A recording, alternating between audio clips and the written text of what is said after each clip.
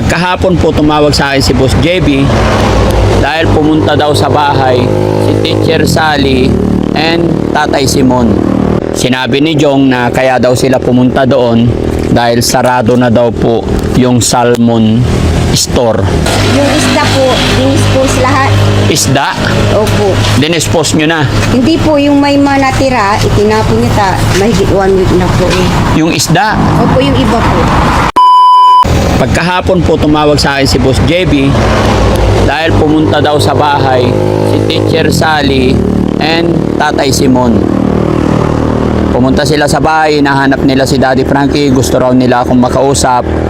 Yun nga lang, hindi nila ako natagpuan. At sinabi ni Jong na kaya daw sila pumunta doon dahil sarado na daw po yung salmon store. So hindi ako makapaniwala ka mga kababayan kasi kailan lang yung last na punta ninyo ni Mami Rochelle nung nagkasakit ako. Opo. Wala pang 15 days, nagbigay pa tayo ng 5,000. Yes, opo. Di ba? Opo, bali yung bigay pa ng ano natin yun eh, buting. Oo, ibigay na yung sponsor. Alam ko marami pang ano yun eh, marami Pang laman yung Yes, store kahit pa paano. May chicharon pa, may Oo, kabibigay lang ng chicharon tsaka atsara. tsara, opo. Kaya nagulat ako mga kababayan nung sinabing nagpunta sa bahay si Teacher Sally and Tatay Simon na sarado na daw yung salmon sari-sari store. Kaya ngayon, pagka uwi ko, papasyalan namin sila mga kababayan. Aalamin ko kung ano ang dahilan bakit sarado na ang salmon sari-sari store. Nakakapanghinayang mga kababayan kung totoo. Sana hindi totoo. Sana nga. Kaso wala rin akong idea din.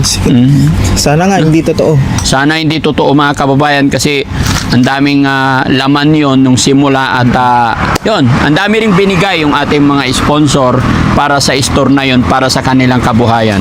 Pero mga kababayan, maging ako hindi ko pa alam kung ano ang totoo. Samahan nyo kami para sabay-sabay nating alamin kumustahin si Teacher Sally and Tatay Simon. Tara, let's go. Dito ka na lang muna. Sabay tayo. Bakit kaya nagsarado, no, Jesse? Mahina siguro. Patay. Kaya sinara. Hindi ang daming laman, daming pinamili. Ano ideya kung bakit sila nagsara eh. Expert ni Tatay Simon yon, hindi ako naniniwalang sarado. Pero hindi ko alam kung bakit nagpunta si Tatay Simon tsaka si Teacher Sally sa bahay. Yun nga lang, ang nadatnan nga talaga nila mga kababayan si Boss JB. Kaya yun, tumawag sa akin si Boss JB. Kaya pupuntahan natin sila ngayon at aalamin natin. Pero di ba, sabi ni Teacher Sally, ang laki ng benta. Nung huling pumunta sila doon ni Alding Rochelle, kumain pa kami ng ice cream eh. Kasama ako noon. Ay, kasama ka ba? Pala doon. Kasama, ako nga ang nagbayad noon, ako ang kumuha, di ba? O, paano yung ice cream nila? Ang dami-dami.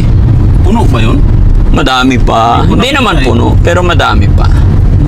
May mga bangus. Tsaka gulay, madami. Tsaka nakapagtaka doon, Dads, di ba nung pumunta tayo sa kanila, maraming binigay yung buting sponsor natin. Chicharon. Chicharon, tapos ilang Tama. plastic ng atsara, yung madami yun ha. Oo. Ano yun? Dalawang plastic mahigit ata, Oo. di ba? Saan kaya napunta yun? Malalaman natin yan, guys. Kasi kahit ako hindi ko alam, nagulat ako sa tawag ni Jong Boss JB sa atin eh. Malalaman natin yan. Yan. Kagagaling lang namin mga kababayan ni Jesse sa Makati. Bago magtuloy-tuloy mga kababayan ang bidyong ito, gusto ko lang batiin ang aking anak na si Christopher. Birthday niya ngayon. Ay, happy birthday. Kaya pag uwi natin, bibili tayong cake. Pasalubong natin sa kanya. Then, tinawagan ko na si Yaya eh. No? Magluluto na lang kami sa bahay mga kababayan ng pansit. Ayaw kong gumala muna kasi mahirap. No? Oh, ito yung motor na binigay natin. Oh, wala nang laman nga. Wala na yung mga karga-kargang ano. Di ba pag nagtitinda ng gulay may mga nakatali mga basket? Hi po! RJ, kumusta? Ay, ano yan? Wala na yung gulay? Opo, pero ano na lang po yung ingredients na lang saka yung yung isda po, dinispose lahat. Isda? Opo. Dinispose nyo na. Hindi po yung may natira, itinapon niya mahigit 1 week na po eh. Yung isda. Opo, yung iba po. Anong isda yun? Yung... Ano naman ito ulit? Yes. Ano po, yung... Tatay Simon, kumusta na? Bakit hindi na gulay na karga? Nahanap po ano yung dapat. Ay, hinahanap po ano yung dapat. Ano po yan, maganda po yan, kamalit ang puhunan. Maliit ang puhunan. Opo. Alin po, ano na ba bagong binta nyo? Ano po, pandesal at saka yung ginagawang ganito pagkaano. Gagawa pa lang kami ng tinapay. Ako gagawa pa lang ako. Oo. Kumbaga, ano pa lang yan, balik pang 3 days pa lang ngayon. Pang 3 araw pa lang. Oo. Hindi pa kami gumagawa talaga ng tinapay na ibig sabihin talagang hindi pa ako nakaano ng paggawa. Nag-uumpisa. So, ibig sabihin, hindi na gulayan to ngayon. Hindi po, ilalagay po. Hindi ko naman winawala yung gulay. Pero itong palibasa nga Puho kayo. may gamit na pwedeng gamitin na naka-stack lang doon sa kapatid ko sa Nueva. Kinuha ko yan. Dahil naka-stack lang yan doon. Sabi ko, subukan ko muna magtinapay. Dahil nga doon sa gulay, medyo nalulungkot talaga kami sa gulay. Ah, itong... isda. Ito, ano, ang tawag dyan? Oven. Oven. Saan galing yan? Sa Nueva siya, sa kapatid ko. Sa kapatid mo, naka-stack lang doon. Stack lang yan doon. Kaya naisipan ko na marunong naman akong gumawa ng tinapay. Oo. Testingin ko sa tinapay. Ay, galing. Pwede makita, tay? Ang ano niyan, ang makina niyan, hindi pa namin nakuha. Oo. Kasi wala mapagkakyan. Alam mo yung makina yan, saka yung mga striker. Yung kompletong gamit yan, nandun pa. Ibig sabihin, Paano to? Kung walang makina, paano ginagamit? pagka gagawin mo lang yung mga Spanish bread, isimada, pandikoko, tapos pandesal, yan lang yung gagawin. Pero yung mga pang-istante, yung mga ano, kailangan makina na yun pagka mga pang-istante. Kasi kompleto na yun eh, yung mga tinapay na pang-istante, maraming klase yun. Nag-iba na ng tinda. Doon tayo mag-usap, tay. Kasi maingay dito. Okay lang? Dito? Kasi maingay dito. Dito sa kusina. Opo. Dalhin niyo yung upuan. Opo. Ayun.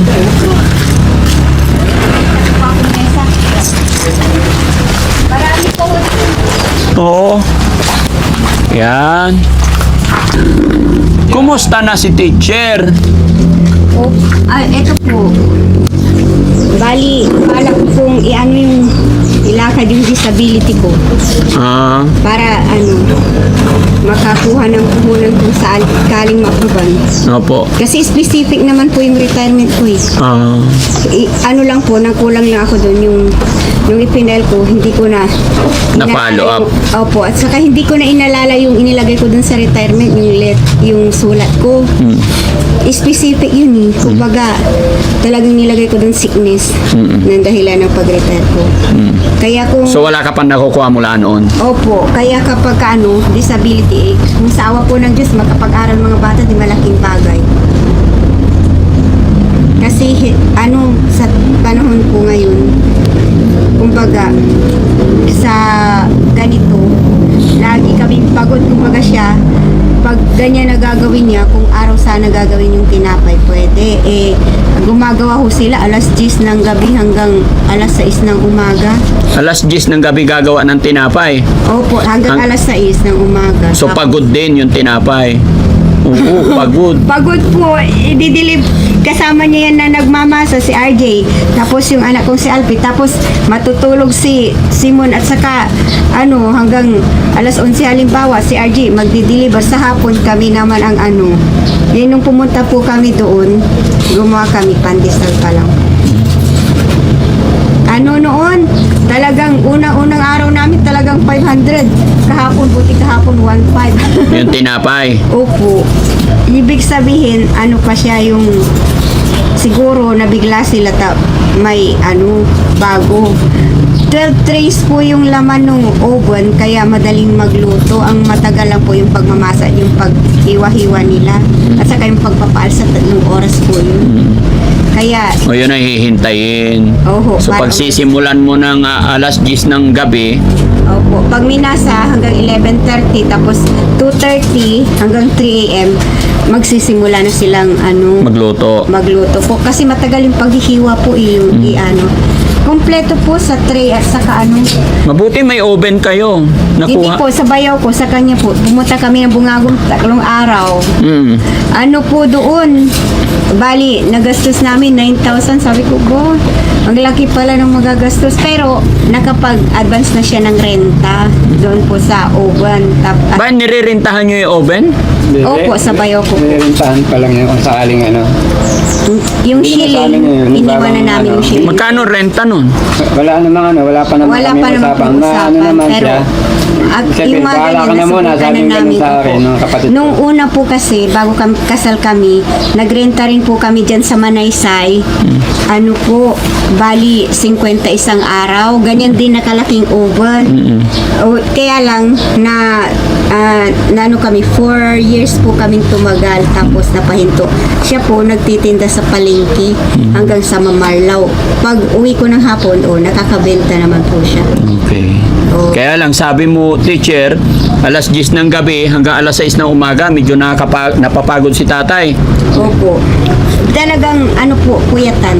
Puyatan. Oho. Kahapon, gumawa kami ng donut. Yun. Naubos naman ho agad. Ano yun, di kuryente?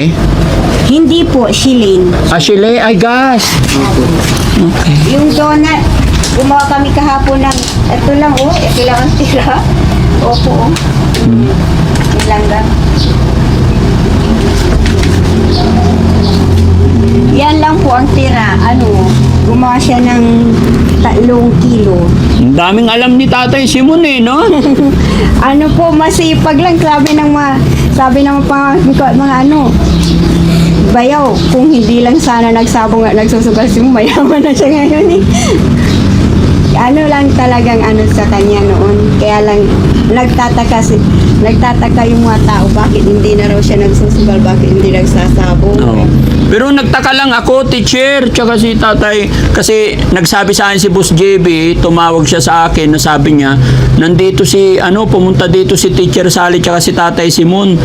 Wala na daw yung gulayan, sarado na daw. Kaya sabi ko, punta nga ako, tignan ko. Hindi po yung 9,000 po yung dala namin pumantang umabong naubos po yun. Shilling, 2 na bili namin. Ginagamit namin yan po bago yan, ng 1 araw lang. Tapos yung shilling doon, 1,000. Yung binayad namin doon at saka maintenance ng tricycle na naghatid namin dito ng pinagsakyan ng oven, 2,300. Tapos yung binili po namin gastos po na sa pandesal, bumili po kami ingredients, 3,000 po yun. Tapos binigay niya doon sa isang sumama, 1,000. Tapos yung gastos pa namin yung pagkain papunta doon po. Nung papunta rito, baon namin pandesal na kalahating styrofoam. Kaya po naubos namin. Hindi ko inasahan na gano'n siya kasi 5 araw na hindi siya namalingke. Hindi ko alam na gano'n na iniisip niyang punta ng Bungabong. Pinili niya akong pumunta. Ibig sabihin 5 araw kayong nag-stop na mamalingki ng gulay. Opo. Hindi namili. Opo. Tapos punta kayo Bungabong, yung pala gustong kunin ni tatay ang oven. Opo, hindi ko alam. Pinili niya akong sumama. Sabi ko, bagyo. Sabi ko, maulan. Sabi ko, yung umuulan pa ho noon. Oo. Sabi ko, lalayas ka na yata. Dala mo lahat. Sabi ko, pati kawali ka. Sabi niya, hindi. Gusto ko. Doon tayo 2 linggo. Ay, huwag ta. Iniwan natin yung bata nag-aaral. Gusto ni Tatay Simon doon kayo 2 linggo Opo. sa Bungabong. Opo. Anong gagawin nyo doon ng 2 linggo? Daw siya, yung pandesal, uubusin niya. Bumili nga kami dyan po sa bayan sa tabi ng Unitab yung Divera po. Bumili kayo ng... Harina na 1 sako tapos lahat ng ingredients kulang 3,000 to be exact mga 2,700. Pero pa yung shilling na so ibig sabihin doon pa lang naggawa na kayo ng pandesal doon? Opo, parang yun ang naging pasalubong namin sa mga 15 po na tigisang supo na ganito, ubos po, kulang pa yung binigyan namin lahat ng mga pamangkin, yung mga bahay-bahay po, ng mga pamangkin at kamag-anak. Bago nyo iuwi yung oven, nagluto pa si Tatay Simon doon ng ano. Opo, sinubukan po niya yung burner kung umaapoy pa po. Normal, sabi niya, bakit isa lang umaapoy, side lang dito. Yun palang ganda. Malaking tulong po yan. Kasi po pwedeng mag-lechon doon. Maglechon ng... Baboy. Ganun. Kasya po. Kaya maganda yung pagka, yun ang nadiscovery ng mga tao, palitsyonan. Siyempre pag may handaan sila, magpapalitsyon din. Madali namang pag-aralan yung pagluluto nun. Opo. O di, kahit upa-upa ho, kung kikita rin. Pero maganda doon lang muna tayo sa expert natin. Opo. Kung ano yung expert ni Tatay Simon. Tatay Simon, May basic. akala ko ang expert at gustong-gusto ni Tatay Simon noon magtinda ng gulay, ruling. Kaya ako bumili ng kulong-kulong para ruling kanyo. Wala naman sa isip ko na... Nagruruling po sa panisan. Wala naman sa isip ko na palugi yung namin pagtitinda dahil Ibig ko sabihin nalugi yung gulayan? kasi nga marami akong natitirang gulay. Ang sabi nga kaya din, nagkamali ako dahil sa nung may pera pa dapat bumili tayo kahit ng 2 baboy lang. Para pag may natitirang gulay, ilalaga natin, lalagyan lang ng darak yun. Kakainin ng baboy. Siguro kung nagawa natin yung baboy siguro ngayon, pambenta na rin, puhunan na naman yun. Kailan lang kami nag-stop, wala pang 1 linggo sa gulay na nag-i-stop kami. Ibig sabihin, ang tagal din kami nagtinda, may higit din 3 buwan. Opo, 3 months pa lang mula nung nagsimula, no, RJ? And then, ibig sabihin kung yung baboy mga 3 months na 2 piraso, pambinta na rin sana. Yun ang naikwento ko sa kanya. Sabi ko, kung bibili tayo ng baboy ngayon, masasagad, wala tayong magagamit sa mga susunod na pagtitinda. Kaya sabi ko, discarte muna tayo. Subukan kong kunin yung oven. Kung gusto nyo, nakatambak lang yung oven doon. Yun kasi sa tinapay kasi, kung totoo kasi wala namang lugi dyan. Kung may natirang pantas, halo namang klase ng tinapay na natira, pwede mo i-recycle yun. Pwedeng gawing pudding. Yun nga, yung nakita mo doon na pwedeng gawing matsakaw, na toasted bread. Yan, ibig sabihin, hindi siya matatapon, walang tapon siya. Ang ginagawa po namin, yung tindahan po, nag-iwan kami ng 10. Pagka kukunin namin sa susunod na araw, bali, saka po nila babayaran yung nabenta lang nila. Yung hindi nila nabenta, ibabalik po sa amin. Consignment. Opo, Papalitan lang ng bago. Masubukan ni isawa ng Diyos po dyan sa leeg. Nagustuhan daw nilang lasa, kinukuha ng cellphone number ng anak ko. Ay, galing. Opo, hinagagawad po. Okay, tiyaga lang. Opo, Nagulat lang ako, akala ko ano na nangyari, bakit sarado na bigla. Opo, yan po. Nagpalit pala kayo ng business. Opo, yan ho yung mga bibi. Di ba ang liit pa nung 1 linggo? Ngayon, malalaki na ho eh. Oo. ang bilis po nilang lumaki. Yan lang ang napundar niyang gusto ko po na sanang mag-alaga ng hayop kahit manok na native sana. Ganyan ho, ang bilis po. Yan ang napundar ninyo. Yan lang. Magkano? Yung 1,000 yan di. Pag nangilog po yan, gandang tignan Opo. Ang bilis dumami. Si Polivic naman, kumusta si Polivic? Nasaan? At tawagin ko. Hindi na, okay na. Nandyan naman. Si Aljun, Andun sa Baguio. nasa Baguio rin. Kumusta naman si RJ? RJ, kumusta ka naman? Mabuti naman po kayo po. Okay naman ako. Akala ko okay na yung mango graham mo tsaka ice cream. Paano yung ice cream mo? Nakarang linggo lang. Parang ang gagawin na lang namin kasi papalit kami ng negosyo. Tapos yung yung isang freezer, yun na lang yung gagamitin po pang benta ng mga soft drinks. Tapos yung ice cream po ibabalik na. Ay, babalik. Opo. Kasi Makonsumo po sana ang yung napapansin ko lang kasi doon, may mga ibang nagsasabi na maxi daw yun sa kuryente. Opo. Tapos bigyan Kaya- ang bibili. Kaya sa pag-isipan ko na siguro ibalik na lang to para kasi baka pag tumagal lalong Malakas talaga sa kuryente yon. Pag mahina ang benta, lalamunin ka sa expenses. Kaya ang kikita doon, sila lang talaga. Ang liit lang ng kita. Unless matao talaga yung lugar mo sa palengke na non-stop yung dumadaan tao, pwede mahuhukay mo. Pero pag dito siguro, yun nga, So yung gulayan, hindi talaga umobra. Hindi. Nag-click siya nung una. Oo. Pero nung biglang nagmahal yung gulay, mga, di ba, Opo, pag itong umuulan, after 3 months, Mm. doon na nag-start na nagmahal tong tag-ulan. Kaya, Isang daan pong kamatis. nabigla din yung mga customer. Parang akala namin kami lang yung parang sabi natin bumili kami that time nung mahal na. Tapos yung nalaman na customer na mahal din, hindi na sila bumili. Parang 4 na araw na hindi sila nagbibili, tsaka yun nag-start na nasira yung mga gulay namin. Doon na ang dami na nasira. Kaya, habang meron pa, i-recover na lang po natin. Opo. Ang ano po po, Napag-isipan Daddy yung Frankie, ano po kasi, nung bata ako, sa kantin ako nagtitinda, naka-assign ako sa kantin lagi nung elementary. Mm. Hanggang sa pagtuturo ko sa Bani, may kantin din po ako doon. May araw na kantin ng inahawakan ko. Yung mga po, kamuti Q, yung ibig sabihin, bibili ka halimbawa ng kamuting waklay, ikakamuti, ipriprito po yun, tapos ihahalo sa asukal. Yun po, nakalagay lang sa plastic, yung ganito lang kalaki. Halagang noon pa, bata ko, 50 centimos. Ngayon po kahit ibenta mo yun ng 5 piso, tayo naman ang average na baon ng mga bata. Mabili. Laging ubos po yun pag recess nung nagtitinda pa ako sa school. Yung bata ako. Tapos yung, sabi ko kung maliit ang puhunan, yung kamuting kahoy, Opo. yung halagang 700, pwede mong mapalabas hanggang 2,000 po yun. Kasi maliliit lang naman yung hiwa ng isang piraso. Pwede pong tumambay dyan kasi may yung banda rito sa school po, tambayan ng mga nagtitinda. Pwedeng iparking po yung rolling doon. Oo. Tapos doon magtitinda. Tapos palamig po, buko. Diyos, ang dami pong buko. Dadalawa yung buko namin. Tapos mayroon to, tapos mayroon ito. Tapos nagsisimula na yung mga tanim ni tati ko, ang bilis lumaki po ng buko. Buko juice at ice candy. Sabi ko yung ice candy, pwedeng munggo, pwedeng black beans at pwedeng buko. Nilagyan lang po ng gatas at saka asukal.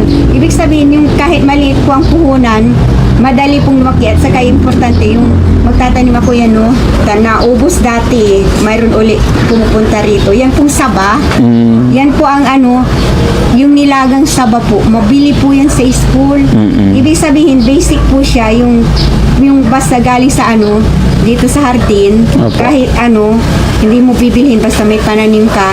Madali pong kumita doon. Yun ang nung bata ko, tinitinda ko po turon sa bingguhan. Oo. Pag umuwi ako ng hapon, may 125 na ako binibigay ko sa tiyahin ko kahit tigo 125 lang ang isang piraso. Opo. Mabili. Kaya sabi ko kahit maliit ang puhunan, madali pong yung kung pang araw-araw lang po, madaling makasurvive basta may kasama lang nakaalalay. Basta nandyan siya. Tsaka may kasamang sipag tiyaga, Opo. Si Tatay Simon, parang malamya si Tatay Simon ngayon ha, bakit? Puyat lang. May ginagawa ako talaga, medyo napagod ako. Napagod nga. May ginagawa Dati nung nagpupunta ako dito, ang pogi ni Tatay Simon ngayon. Ay, wag ganun. Kailangan magsuklay ka pa rin. Ha? Pero paano yan? Sabi ni teacher noon, expert na expert mo talaga yun sa gulayan. Tapos ngayon, twinwist mo sa pandesal. Sabi ni teacher, napupuyat ka daw kasi magdamagan talaga yan. Alam ko yan. Yung paggawa ng tinapay, gabi pa lang, mamasahin mo yan. Alas 7, alas 10, depende sa dami. After 3 hours, nagsasalang ka na. Sunod-sunod, step by step yung pagmamasa. Mamasa ka na. Depende nga po kung gaano karaming gagawin mo in magdamag. Tapos kung ilang klase. 3 hours pa nga po yan na paalsahin. Nasasaktuin mo na every 1 hour, may umaalsa. Hanggang sa pagka alas 3 o alas 4, pandesal na yung isasalang mo. Para pagdating na alas 5, Ito na siya. luto na, andyan na yung mga customer. Kaya pa tay? Magmasa, magdamag. Kaya basta nandiyan si RJ, alalayan lang ako. Tapos iruruling mo pa yung pandesal. Kaya. Okay. Siya nag-roll siya. Nagmomotor.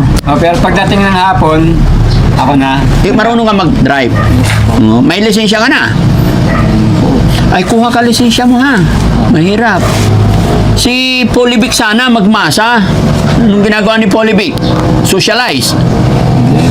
Po, sa awa ng Diyos na kahit hindi pa naibalik yung ID niya, nakapag-withdraw po siya doon sa ano niya, yung account. Nakapag-withdraw po siya. Magkano? Hindi ko alam kung magkano, hindi ko na rin tinatanong kasi anniversary namin ngayong July Oh. sa kasal. Nung isang araw nagsimpa ako. May dala-dala silang nung gabi na, ay happy anniversary nanay, sabi nila. May dala-dala silang Jollibee na manok. Ay, wow. Tapos kagabi Jollibee ulit. Hindi pa nila pinapalam sa tatay nila na nakapag-withdraw. Hindi ko alam kung ilan. Oo. Di ko- Sabi ni, Polivic, 800K daw. Hindi po. Magkano? 100K di big time. Ay, big time. Kahit million po, basta negosyo, wala pong imposible. Oh. Eh, dalhin natin sa bungabong, mag-ano tayo doon, puro kalabaw. Oo. Yun pang hanap buhay ng pamangkin namin doon. Sa bungabong. Puro Opo. kalabaw. And ano po, sinimulan niya sa talong, malalaki po yung talong niya. Nung nakapuhunan na, bumibili po sila